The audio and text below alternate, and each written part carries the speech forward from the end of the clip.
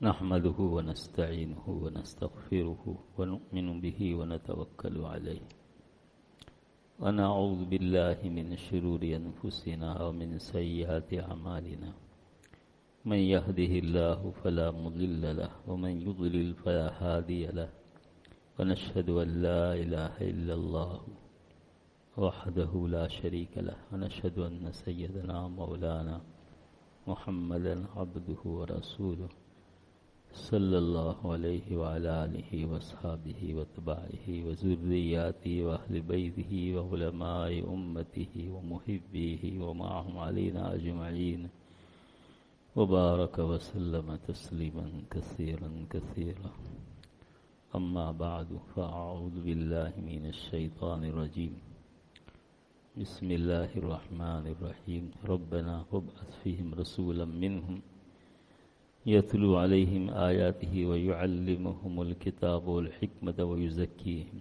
إنك أنت العزيز الحكيم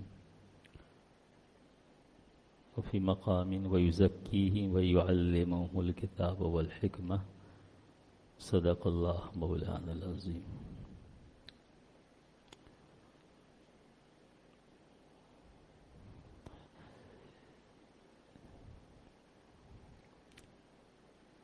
هؤلاء الطلبة هم لا يعرفون الأردية وأنا لا أعرف الإنجليزية،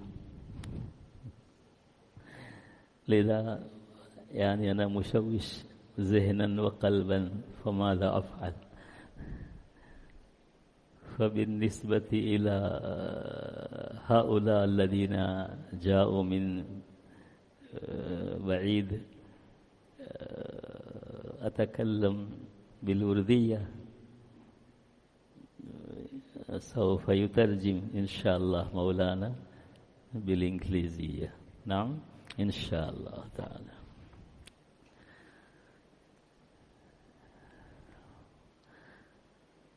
آپ لوگ اثر سے اب تک بہت ہی قیمتی باتیں سن رہے ہیں اللہ کے فضل سے،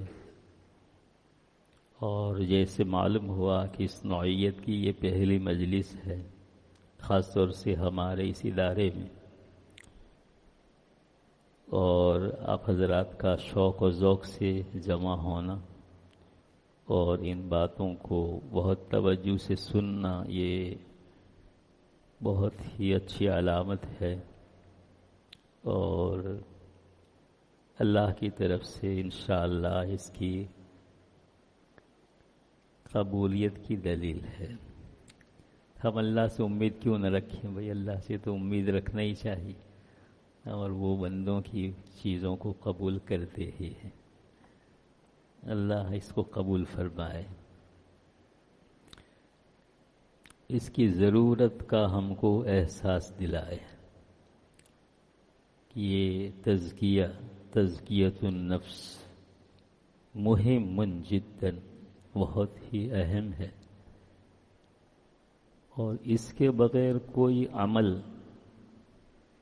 اللہ کے یہاں قبولیت حاصل نہیں کرتا ہے.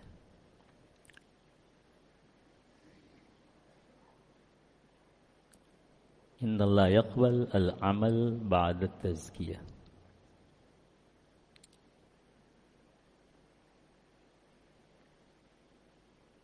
لأن النفس فيه خصال خبيثة إنه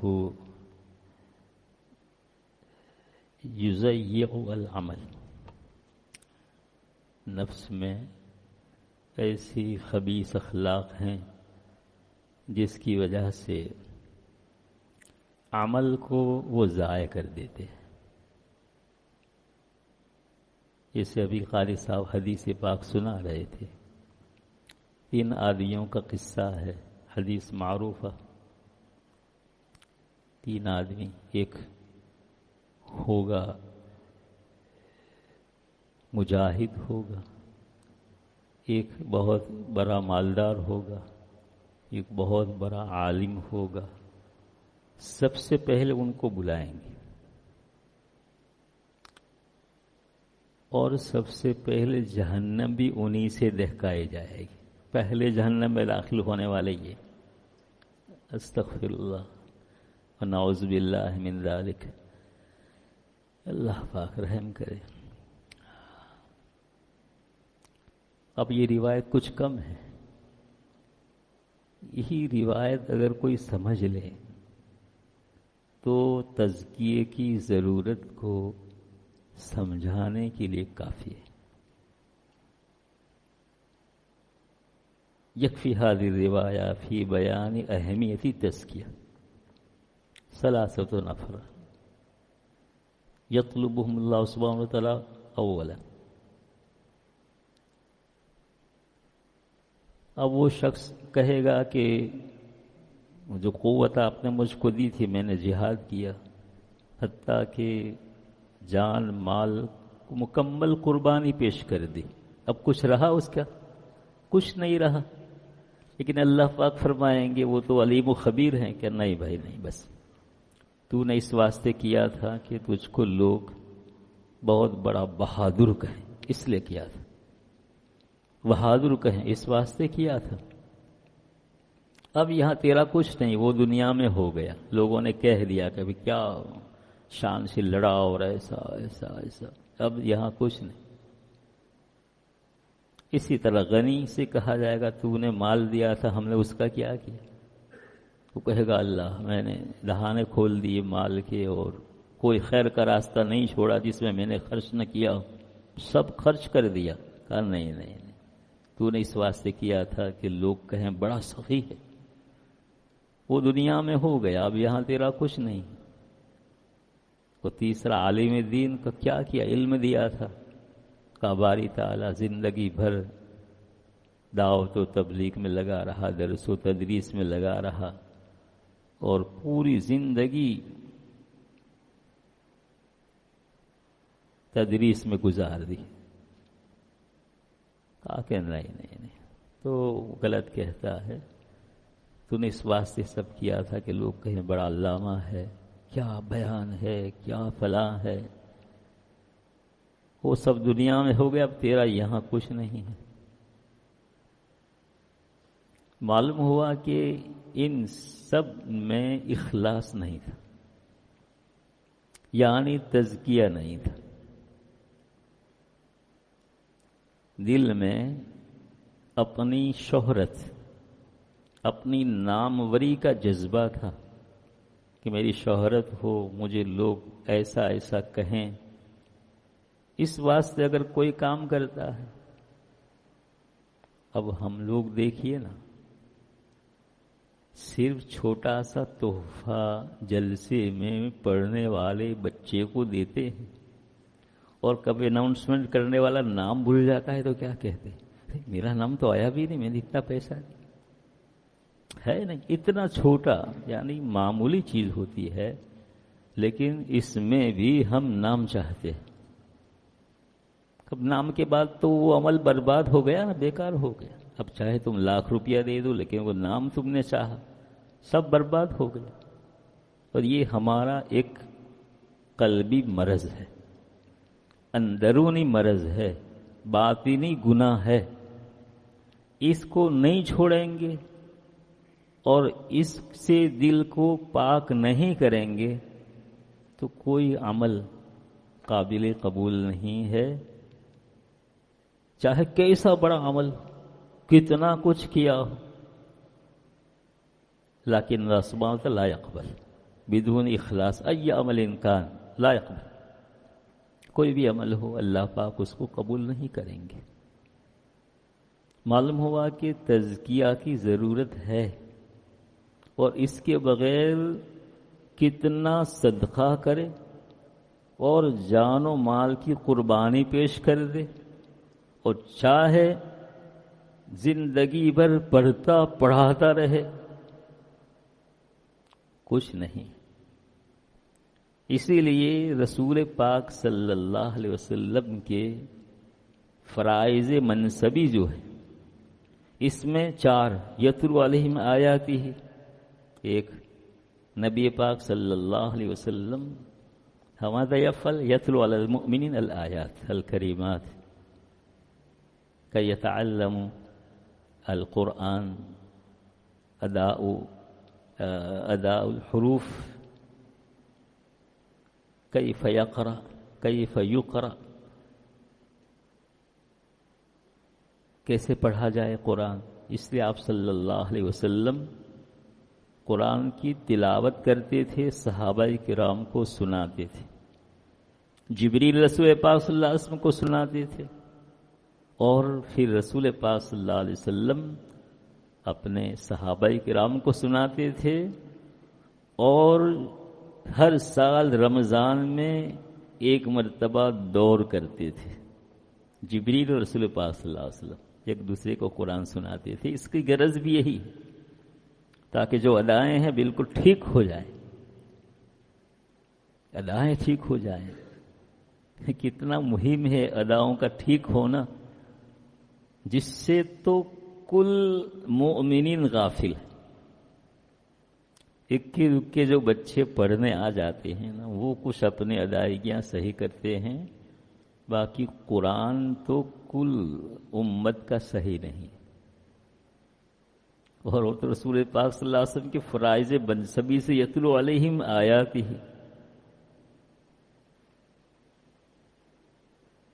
اس میں عموم ہے، اس میں کسی کی تخصیص نہیں ہے کہ جو مولوی صاحب ہو وہی قرآن صحیح پڑھے اور باقی لوگ چاہے جیسا پڑھیں چلے گا. نہیں، یہ چلے گا، چلنے والی بات نہیں. اس لیے سب کے ذمہ قرآن صحیح کرنا ضروری. کل امت کے ایک ایک فرد پر قرآن مجید کو صحیح پڑھنا، علی الامت جمیعا، علی کل فرد ان یتعلم القراءہ، التجوید لازم. یتلو علیہم آیاتہ، یہ آپ کا منصبی فرض ہے. اتل ما اوحی الیک من کتاب ربک، یہاں اللہ پاک فرما رہے ہیں کہ آپ تلاوت کیجیے. آپ تلاوت نہیں کریں گے تو سب کو کیسے پتہ چلے گا کہ اللہ نے کیا حکم دیا ہے اور اس کے پڑھنے کا طریقہ کیا ہے. ایک آیت میں وَيُزَكِّيهِمْ پہلے ہے اور ایک میں وَيُزَكِّيهِمْ بعد میں، لیکن ہے وَيُزَكِّيهِمْ ہے. قاری صاحب بیان کر رہے تھے، میں کچھ اپنے طور پر ان کی برکت سے لکھ رہا تھا کہ دیکھو ایک کتنا بڑا عالم دین ہو، تعلیم الکتاب والحکمت، کل اس مفتی، محدث، مفسر، دنیا بھر کا علامہ ہو، لیکن یہ علم صرف علم قلب کی صفائی کے واسطے کافی نہیں، کافی نہیں. کوئی سمجھے کہ میں درست قرأت کتبا وتفسیر والحدیث فزکا نفسی، لا يمکن. لأن سبحانہ وتعالی یعنی ذکرہ علاحدۃ من فرائض النبی صلی اللہ علیہ وسلم ویزکیہم، اللہ کے نبی کی فرائض میں سے ویزکیہم ہے. اگر تعلیم کتاب و حکمت سے تزکیہ ہو جاتا تو اس کو الگ سے بیان کرنے کی کوئی ضرورت نہیں، کوئی ضرورت نہیں تھی. معلوم ہوا کہ صرف تعلیم کتاب و حکمت سے کہ میں نے قرآن پڑھایا، میں محدث ہوں، پڑھا رہا ہوں، تو تزکیہ ہو گیا. اگر اس سے ہو جاتا تو پھر وہ یزکیہم بیان کرنے کی ضرورت کیا تھی. اس لیے بھائی 4 چیزیں جب اللہ بیان کر رہے ہیں، وہ چاروں حضور کے فرائض میں سے ہے کہ امت کو 4 چیزیں سکھائے. قرآن سکھائے، لہذا امت پر سیکھنا فرض. نبی پاک صلی اللہ علیہ وسلم پر سکھانا فرض ہے تو امت پر سیکھنا فرض ہے. بھائی آپ دعوت کرتے ہیں لوگوں کی، تو آپ کھانا پکاتے ہیں، تو لوگوں پر کھانا ضروری ہے نہیں؟ اگر لوگ ایسے ہی چلے جائیں گے آپ کو کتنا برا لگے گا. کیا ہے اتنا سب انتظام کیا، وہ سب ایسے بغیر کھائے چلے گئے، یہ تو اچھا نہیں کیا. ایسے اللہ تبارک و تعالی رسول پاک صلی اللہ علیہ وسلم سے پکواتے ہیں دین کئی 4 شکلوں میں، 4 چیزیں. ایک تو یتلو علیہم آیاتہ، لہٰذا وہ تلاوت کر رہے ہیں تو ہم پر تلاوت کا سیکھنا فرض ہے، ورنہ آپ کا تعلیم کتاب جو ہے، تلاوت کتاب بیکار ہو جائے گا. بھائی آپ کی جماعت پڑھ رہی ہے، آپ سب کو پڑھا رہے ہیں اور کوئی پڑھتا ہی نہیں ہے تو آپ کا پڑھانا بیکار چلا جائے گا؟ نہیں چلا جائے گا، بیکار ہو جائے گا. ایسے حضور تعلیم کیا ہے، تلاوت کتاب کرتے ہیں اور کوئی تلاوت سیکھتا ہی نہیں ہے تو کیا ہوگا؟ ہاں بیکار ہو جائے گا. جب آپ کا فرض ہے پڑھانا تو ہمارا فرض ہے پڑھنا. ایسے تعلیم کتاب و حکمت ہے. جب آپ تعلیم کتاب و حکمت کر رہے ہیں، کتاب اللہ کی معنی سمجھا رہے ہیں، احادیث طیبہ کے ذریعے آپ امت کو اپنے علوم معارف پہنچا رہے ہیں، تو امت کے ذمہ ان علوم و معارف کی کیا ہے، تعلیم حاصل کرنا ضروری ہوگا. ایسے وَيُزَكِّيهِمْ ہے. اب اسی طرح پر قیاس کر لو، سمجھ لو. جب آپ امت کا تزکیہ کر رہے ہیں تو امت پر فرض ہے کہ وہ اس تزکیہ کو قبول کرے اور اپنے نفس کا تزکیہ کرے.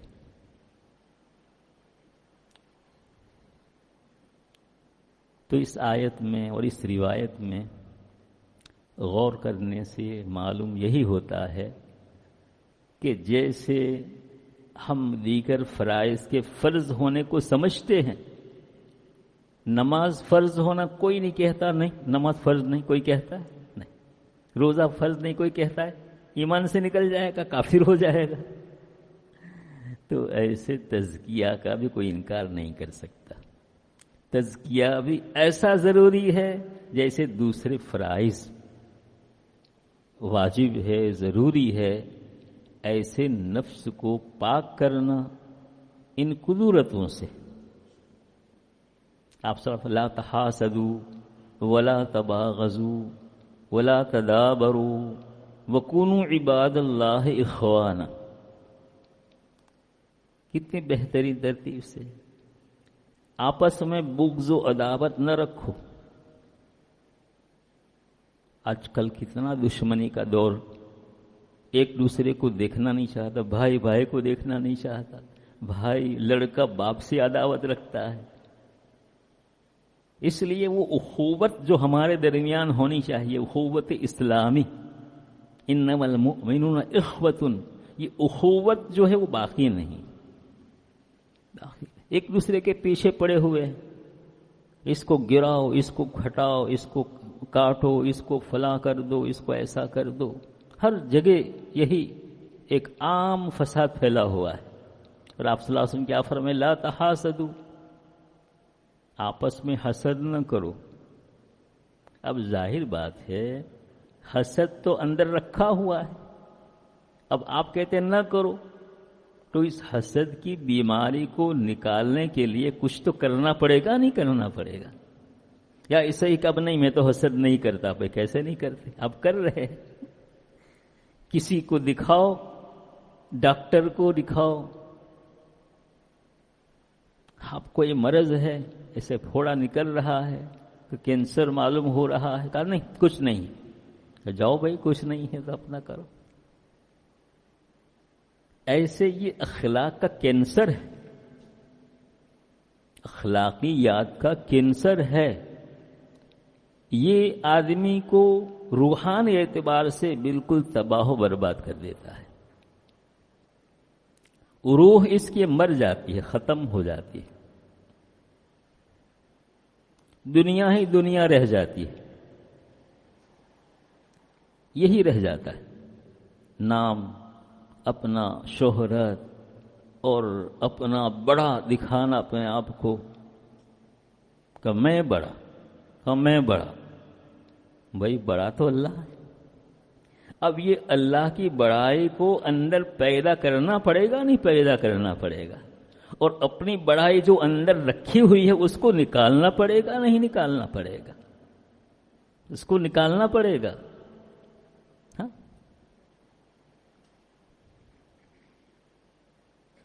ایک اللہ والے سے پوچھا گیا کہ تواضع کسے کہتے ہیں؟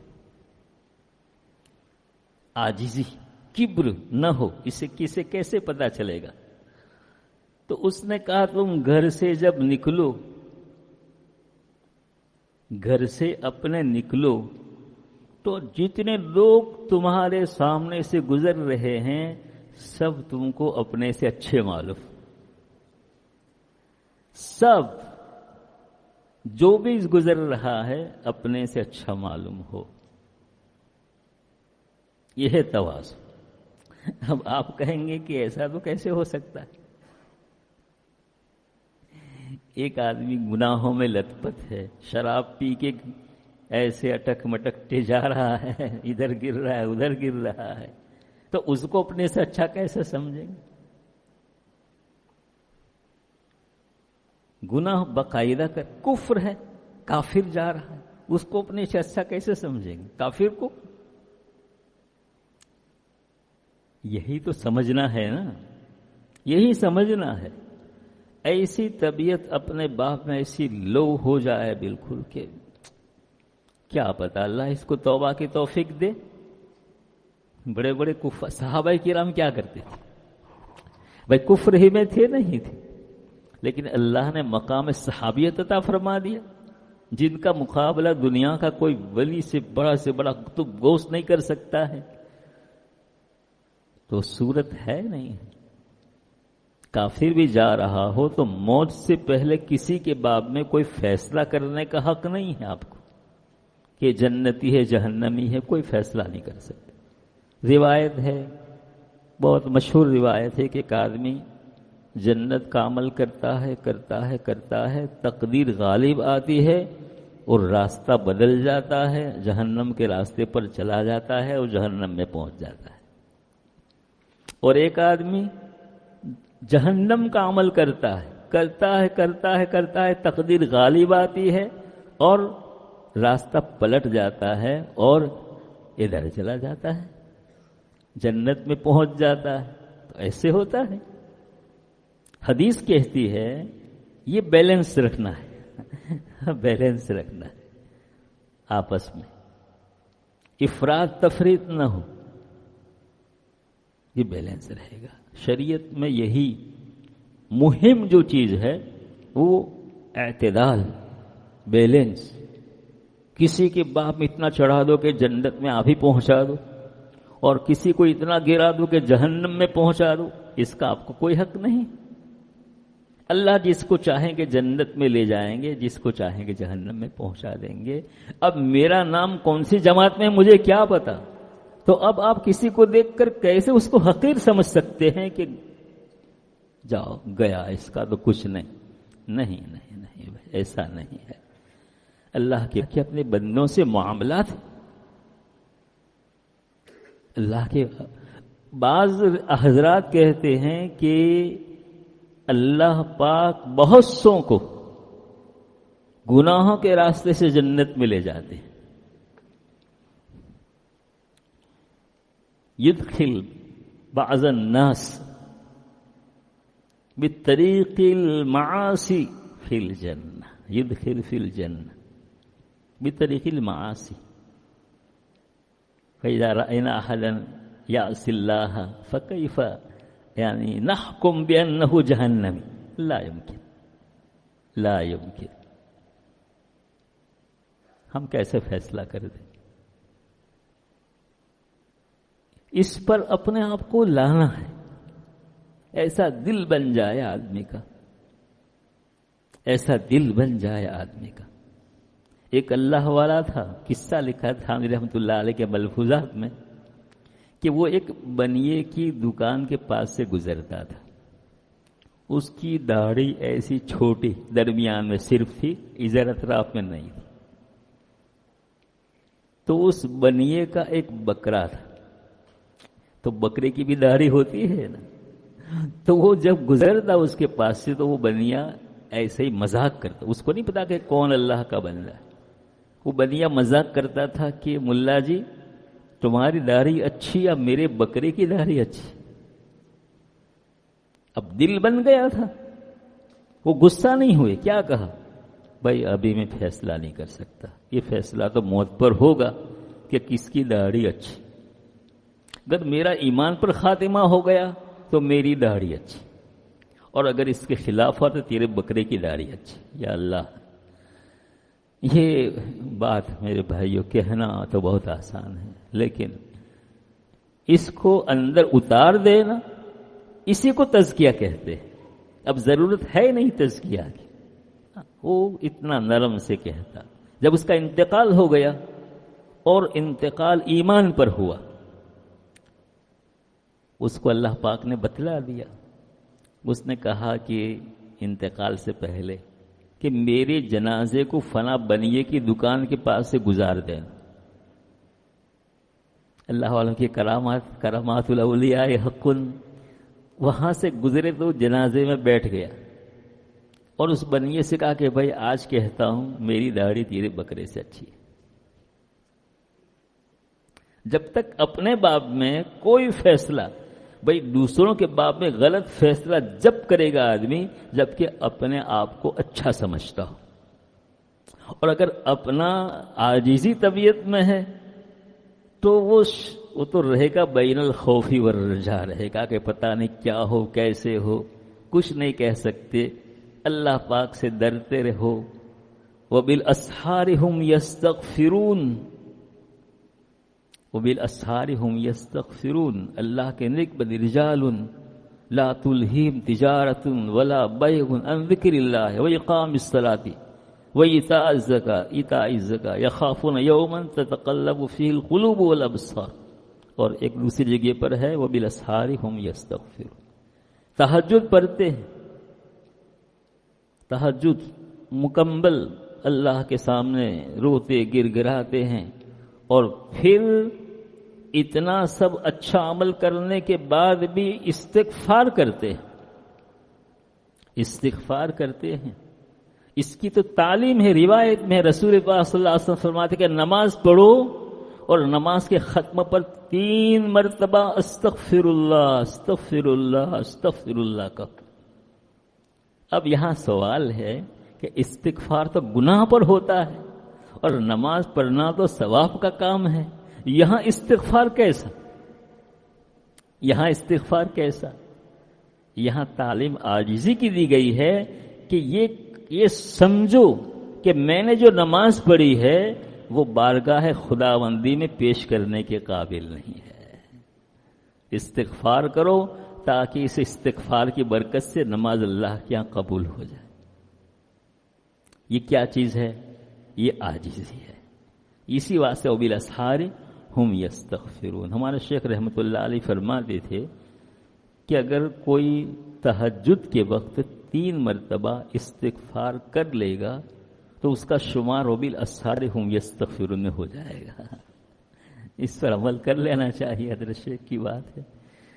تو تہجد کے بعد اس وقت جو ہے 3 مرتبہ استغفر اللہ استغفر اللہ استغفر اللہ، اور حضرت جو ہے وہ رب اغفر ورحم وانت خیر الراحمین والا استغفار زیادہ پسند کرتے تھے، اس لیے کہ قرآن کی آیت بھی ہے اور استغفار بھی، تو ڈبل ثواب ہو جائے گا اس کا. تو بتلائیے، یہ باتیں ہمیں اپنے دل میں پیدا کرنا ہے، دل کو ایسا بنانا ہے مثل آئینے کے بنانا ہے کہ اس میں اللہ نظر آنے لگے آدمی کو. ان تعبد اللہ کانک تراہ فإن لم تکن تراہ فإنہ یراک. هذه هي کیفیت الاحسان. الایمان والاسلام والاحسان ثلاثة اشیاء وکل منها یعنی مہمہ. الایمان، ایمان کے باب میں کیا شبہ ہے کہ مہم نہیں. اعمال اس کے بعد ان الذین آمنوا وعملوا الصالحات. حضرت مسیح امت رحمۃ اللہ علیہ فرماتے تھے کہ اسی میں سے علم کی فضیلت نکلتی ہے، اس لیے کہ ایمان کے بعد اعمال صالحہ کا حکم دیا ہے تو عمل بغیر علم کے ہوتا نہیں ہے، لہذا علم کی فرضیت بھی یہیں سے نکلتی ہے. الحمدللہ حضرت کی بات ہے. الذین آمنوا وعملوا الصالحات کے باب میں فرماتے تھے. بہرحال میرے بھائیوں، عزیز دوستو، تزکیۃ النفس جو ہے بے انتہا ضروری ہے، اور اس کے بغیر رنگ نہیں آتا ہے.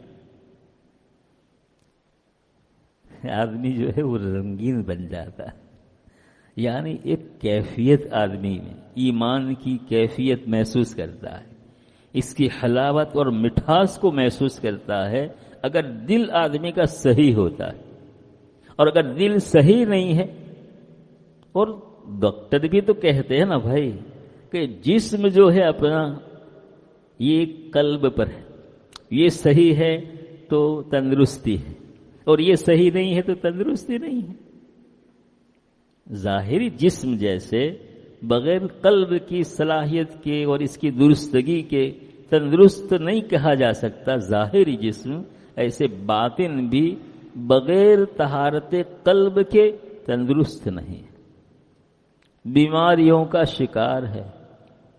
اور بیماریوں کی وجہ سے جیسے زندگی بے لطف ہو جاتی ہے، ایسے ان بیماریوں کی وجہ سے ایمانی زندگی بے لطف ہو جاتی ہے، بے لطف ہو جاتی ہے، مزہ نہیں رہتا. نماز پڑھ لیا لیکن نماز میں کوئی لطف نہیں. آئے عادت کے مطابق، اور پڑھنا چاہیے اور اس میں ثواب ہے، سب کچھ ہے، میں نہیں کہتا، لیکن ایک جو حلاوت ایمان کی، جس کو حلاوت الایمان کہتے ہیں، یہ حلاوت ایمان اگر آدمی حاصل کرنا چاہتا ہے تو اس کو اپنے دل جو ہے وہ پاک کرنا پڑے گا. اس کی پاکی کے بغیر کچھ نہیں ہے. جیسے نماز، ظاہری نماز ارکان ادا کرتے ہیں تو طہارت حاصل کرتے ہیں نہیں کرتے ہیں، تو اب باطن صلاۃ کا لطف اگر حاصل کرنا ہے تو یہ طہارت حاصل کرنی پڑے گی. اس کی طہارت حاصل کرنی پڑے گی. ان اللہ یحب التوابین ویحب المتطہرین. شیخ حضرت علامہ ابرار رحمۃ صاحب رحمۃ اللہ علیہ نقطہ بیان فرماتے ہیں، ان اللہ یحب التوابین ویحب المتطہرین، یعنی پہلے ذکر توبہ کا ہے. فرماتے تھے کہ توبہ کے آنسو سے دل کو دھو اور پھر ظاہری طہارت حاصل کرو. دو چاہیے، توابین بھی چاہیے اور متطہرین بھی چاہیے. کتنا ہی تواب ہو لیکن متطہر نہیں تو نماز تھوڑے قبول ہوگی، اور صرف متطہر ہو تو لطف نماز کا ختم ہو جائے گا. اس لیے اللہ پاک نے اس موقع پر، وضو کے موقع پر، وضو کے بعد والے آیت ہے نا، بعد الوضو حاضل آئے، ان اللہ یحب التوابین ویحب المتطہرین. لہذا توابین یہ ہے توبہ کا آنسو، وہ دل کو صاف کرے گا، اور یہ پانی جسم کو صاف کرے گا. دو چیزیں چاہیے. اب یہاں سے تزکیہ تو نکل رہا ہے یا نہیں نکل رہا ہے؟ بالکل کیوں نہیں نکل رہا ہے بھائی؟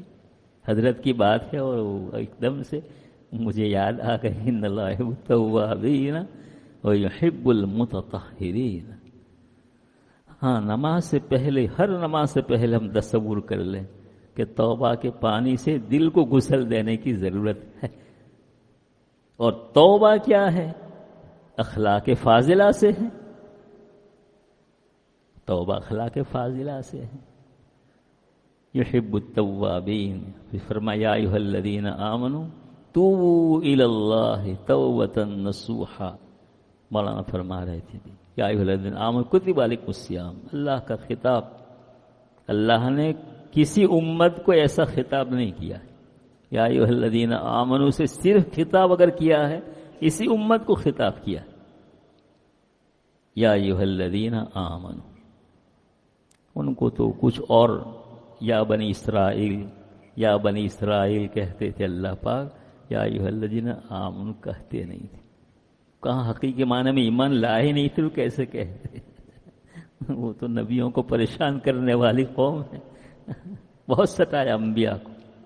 تو انبیاء کو ستایا تو امتوں کو نہیں ستائیں گے، وہ تو ستائیں گے، ان کی تو فطرت میں چیز رکھی ہوئی ہے۔ بہرحال میرے عزیز دوستو، میرے بھائیوں، حضرت مولانا نے آج کا یہ اجتماع قائم کر کے بہت ہی ہم لوگوں کے واسطے موقع فراہم کیا کہ ہم تزکیۃ النفس کے سلسلے کی باتیں جو عامتاً ناپید ہیں بیان کرتے ہیں لوگ، لیکن وہ ظاہری احکام کا بیان ہوتا ہے، وہ ہونا چاہیے، موقع سے تو ہونا ہی چاہیے، لیکن باطنی احکام کا بیان اور اس طرح کی مجلس جو ہے وہ بہت معدود چند مقامات پر ہوتی ہے، خانقاہوں میں ہوتی ہے، اہل اللہ کے یہاں ہوتی ہے، لیکن کسی مدرسے میں باقاعدہ اس کی نظیر آپ کو نہیں ملے گی۔ اللہ کے فضل سے مجھے آپ کو اس سلسلے میں کچھ باتیں کہنے کا اور سننے کا موقع ملا ہے، اور ہم خوش نصیب ہیں کہ ہم نے اس موقع سے فائدہ اٹھایا ہے۔ اللہ پاک ہمیں تزکیۃ النفس کی اہمیت کو سمجھا دے اور اس کو اندر اتار دے کہ اس کے بغیر کام چلنے والا نہیں ہے۔ مجاہد کا کام نہیں چلتا، اور غنی کا کام نہیں چلتا، اور علامۃ الزما کا کام نہیں چلتا، تو پھر میرا آپ کا کام کیسے چلے گا بھائی؟ اتنے بڑے بڑے لوگوں کا کام جب اس کے بغیر نہیں چلتا ہے، اور اس کو بھی گویا اللہ پاک فرماتے ہیں کہ خانقاہ میں نہیں گیا، کسی اللہ والے کی صحبت میں نہیں رہا تو جاؤ جہنم میں جاؤ، اور کیا کہہ سکتے ہیں؟ تو اتنی ضروری چیز جب اللہ کے یہاں ہے، اور اللہ کے نبی پاک صلی اللہ علیہ وسلم اتنی اہمیت کے ساتھ اس کو بیان فرما رہے ہیں، اور آپ کے فرائض منصبی سے تزکیہ ہے، اب اس کا انکار کون کر سکتا ہے؟ اور اس کی اہمیت سے کون روگردانی کر سکتا ہے؟ میرے بھائیوں، جب کبھی یہاں کوئی پروگرام اس طرح کا قائم ہو، کسی اللہ کے نیک بندے کی آمد ہو جائے، کوئی پروگرام ہو جائے، تو اس میں ذوق و شوق سے حصہ لینا چاہیے۔ العین حق پر لکھا ہے کہ جیسے بری نظر لگتی ہے ویسے اچھی نظر بھی لگتی ہے، اچھی نظر بھی لگتی ہے۔ تو بھائی کسی اللہ والے سے ملاقات کرو کہ اللہ اس کی نظر، اچھی نظر مجھ کو لگ جائے، ہے نا؟ یعنی کسی کی نظر سے کبھی زندگی پلٹ جاتی ہے، پلٹ جاتی ہے۔ ہمارے گاؤں میں حضرت مولانا حسین احمد مدنی رحمۃ اللہ علیہ تشریف لائے تھے، اس زمانے میں حضرت تشریف لائے تھے، تو ایک بڑے میاں تھے، میں اس قصے کو اس لیے بیان کرتا ہوں کہ اہمیت پتہ چل اللہ والوں کی نظر کیسی ہوتی ہے۔ تو بڑے میاں تھے، گاندھی جی کے ساتھ ستیہ گرہ کا جو ایک مارچ چلا تھا اس میں شرکت کی تھی انہوں نے، اتنے پاورفل آدمی تھے وہ۔ تو وہ جب حضرت مدنی رحمۃ اللہ علیہ تشریف لائے تو ایک عالم، ایک عامی آدمی تھے لیکن وہ حضرت کے مرید تھے، ان کے گھر پر حضرت کا قیام، مسجد بھی نہیں تھی اس وقت ہمارے گاؤں میں، اپنی کوئی بریلویوں کی مسجد، تو ایسے بڑا اوٹلا بنا ہوا تھا، اس پر حضرت کو بٹھایا تھا۔ اب یہ جو شخص جن کی بات کر رہا ہوں، انہوں نے سوچا کہ لاؤ کوئی دیوبندی مولوی آیا ہے، وہ دیوبندی مولوی کیسے ہوتے ہیں، لاؤ ہم ذرا دیکھیں اس کو۔ وہ خود بیان کرتے ہیں، ہم نے خود ان سے سنا۔ تو وہ گئے، وہ حضرت جیسے وضو خانہ ہے وہاں بیٹھے ہوئے ہیں، اور یہ اتنا دور سے یہاں کھڑے کھڑے دیکھ رہے، بیل گاڑی پڑی ہوئی تھی اس کو دیکھ کر اس میں دیکھ رہے۔ حضرت مدنی رحمۃ اللہ علیہ کا یہ گویا اپنا ایک انداز تھا، وہ نگاہ اٹھاتے نہیں تھے، نگاہیں بند رکھتے تھے۔ اب اللہ کو ہدایت مقدر تھی، مقصود تھی، تو حضرت نے ایسے آنکھ اٹھا کر ان کو دیکھ لیا۔ ان کی آنکھ اور حضرت کی آنکھ ایسے برابر برابر ہوئی۔ کیا کہتے ہیں؟ نظر آر پار اتر گئی اتر گئے، وہاں سے بھاگے وہ اور ایک دم سے گھر گئے۔ وہ کہا غسل کرو، پانی لاؤ، غسل کیا، کپڑے بدلے اور کہا اب تو ان سے بیعت ہونا ہے۔ وہ گئے، حضرت کنٹھاریا والا راستہ جو ہے نا، اس راستے سے گزرتے ہوئے کاوی جا رہے تھے، تو ہمارے گاؤں سے راستہ ایسے پڑتا ہے جو اس راستے پر پہنچتا ہے، تو یہ وہاں گئے۔ وہاں ان کا ایک دوست ملا، اور یہ کیسے تھے؟ شرابی، کبابی، وہ ایک دم گناہ گار آدمی۔ اب ان کا دوست ملا کہ تو کہاں جا رہا ہے بھائی؟ سا غسل وسل، کپڑا وپڑا بدل کے۔ کہا کہ میں تو حضرت سے بیعت ہونے جا رہا ہوں۔ وہ تو دوست تھے، کبے جھوٹا جھوٹے تو خامخواہ، تو کہاں بیعت ہوگا؟ اتنی شراب کباب میں پڑا ہوا ہے، جوا کھیلتا ہے، وہ کہ بیعت ہوں گا؟ تو اس نے قصہ سنایا کہ میرا حال ایسے ہوا۔ تو اس نے ہو بہو یہی کہا کہ مجھے بھی اسی طرح ہوا اور میں بھی بیعت ہونے جا رہا ہوں میں بھی بیعت ہونے جا رہا ہوں۔ اور دونوں گئے، حضرت کے ہاتھ پر بیعت کیا، اور حضرت کی بیعت کی برکت یہ ہوئی کہ زندگی کے آخر لمحے تک ان کی جماعت کی نماز قضا نہیں ہوئی کبھی۔ بہت دور مسجد سے رہتے تھے، آخر عمر میں معذور ہو گئے تھے، تو ایک نوجوان کو متعین کیا تھا کہ بھائی تو آ جاؤ عصر میں اور مجھ کو مسجد لے جاؤ۔ عصر، مغرب، عشاء تینوں مسجد میں رہتے تھے، جماعت سے نماز پڑھ کے پھر رات کو وہی بچہ ان کو ان کے گھر پہنچا دیتا تھا۔ یہ صحبت اللہ والوں کی میرے بھائیوں، یہ جو لڑکا پڑھ رہا تھا ہمارا بچہ کہاں چلا گیا؟ ہاں، یہ صحبت اللہ والوں کی، بلکہ نظر اللہ والوں کی، صحبت بھی نہیں، صرف نظر۔ نظریں چار ہوئی اور وہ سب ساری کباب، شراب سب نکل گیا، مولا سب نکل گیا۔ تو نظر لگتی ہے، اچھی بھی لگتی ہے اور بری لگتی ہے۔ ہم سمجھتے ہیں بری ہی نظر لگتی ہے، نہیں، بری نہیں، اچھی نظر بھی لگ جاتی ہے کسی کی۔ اور اس لیے حضرت تھانوی رحمۃ اللہ علیہ فرماتے ہیں کہ اپنے چھوٹے بچوں کو اہل اللہ کے پاس لے جایا کرو، اس لیے کہ بچوں کے قلوب کوری سلیٹ کی طرح ہوتے ہیں، اور اس کی نظر سے کوئی نقش اگر بن گیا اس میں تو اس کی زندگی بن جائے گی، جب بڑا ہوگا تو وہی ساری باتیں ظاہر ہوں گی۔ عجیب عجیب میرے بھائیوں، میٹھی میٹھی باتیں ہیں، پر لطف باتیں ہیں۔ اللہ اس کا مٹھاس ہمیں محسوس کر دے، سمجھا دے اللہ پاک میرے بھائیوں۔ بہت ہی پر لطف زندگی گزرے گی اگر اس کو چکھ لیا، تھوڑا چکھ لیا، پھر جو نماز میں لذت آئے گی، پھر جو روزے میں مزہ آئے گا، پھر جو پیسے خرچ کرنے میں، کچھ صدقہ کرنے میں مزہ آئے گا، پھر کسی کی خدمت کرنے میں مزہ آئے گا، وہ تو جبھی ہے۔ اس لیے کہ نابالغ بچہ اگر ہے تو بلوغ کی لذت کو کیسے محسوس کر سکتا ہے؟ یہ تو خود ہی آدمی محسوس کر لے، خود ہی اگر اس دور سے گزرے تہی اس کو اس کی لطف اور لذت محسوس ہو سکتی ہے، بغیر اس کے محسوس نہیں ہو سکتا۔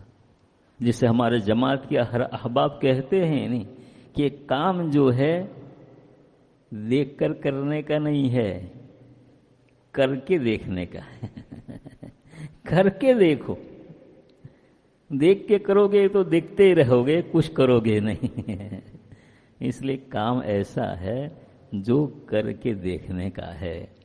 تھوڑا تھوڑا اللہ اللہ اللہ کریں گے تو دل اللہ کے ذکر سے معمور ہو جائے گا، آباد ہو جائے گا، ابھی قلب ویران ہے. یہ ویرانی اللہ کے ذکر سے دور ہو جائے گی. ایک جگہ اگر جنگل ہے اور غیر آباد ہے تو وحشت ہوتی ہے نہیں ہوتی ہے, اور جب آبادی ہو جاتی ہے تو انس ہو جاتا ہے. ایسے دل بھی ابھی وحشت ہے یہاں, اس لیے کہ یہ بنجر ہے, آباد نہیں ہوا ہے. جب یہ ذکر و فکر سے آباد ہو جائے گا تو خود بھی انس محسوس کرے گا اور دوسرے بھی اس کے پاس بیٹھ کر انس محسوس کریں گے. اللہ پاک توفیق دی بھائی. آج تو ہمارے مولانا صاحب نے, وہ اسماعیل بھائی کہاں گئے, اتنا تھکایا ہم لوگوں کو کہ میں تو نماز کے وقت اتنی جماعت آ رہی تھی کہ میں کچھ کہہ پاؤں گا یا نہیں, کیا کروں گا. لیکن بس اللہ کے فضل سے چند باتیں ہو گئی. پھر انشاءاللہ کل بھی ہم لوگ رہیں گے, موقع رہے گا تو انشاءاللہ پھر کچھ باتیں عرض کریں گے. اللہ پاک اس کی اہمیت ہم کو سمجھا دے. اسی واسطے ہے یہ, اور کوئی مقصد نہیں ہے.